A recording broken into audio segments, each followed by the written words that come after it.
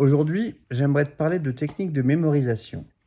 L'une d'entre elles s'appelle la table de rappel et elle consiste à associer des chiffres à des lettres.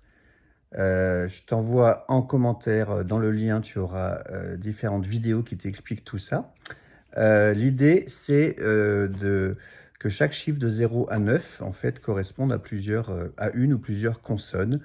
Par exemple, le 0 correspond au son SE. Le 1, qui va représenter peut-être un T ou un D, enfin le son TE ou DE, etc. Le 2, ça va faire le son NE. Le 3, ça va faire le son ME, etc. Enfin, il y a plein de vidéos là-dessus, je t'invite à les regarder.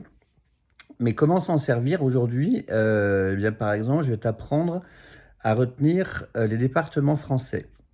Et donc, l'idée, c'est d'imaginer une histoire avec différents éléments, et en particulier en intégrant cette table de rappel.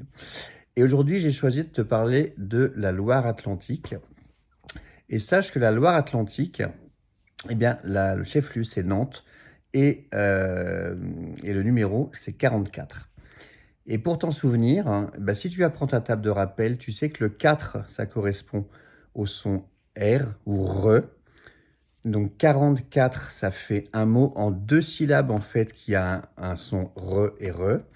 Et donc pour faire simple, moi le mien que j'ai trouvé c'est RER tout simplement parce que le RER ça fait 4, 4, donc 44.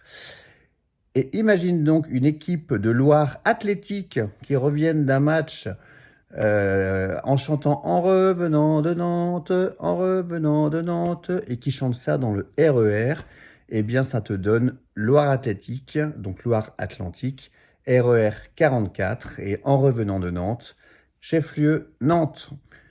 Voilà, donc à bientôt pour des nouveaux départements français, et si tu as des idées, des suggestions, eh bien n'hésite pas à les mettre en commentaire, donne-moi toi aussi tes moyens mnémotechniques pour les départements français.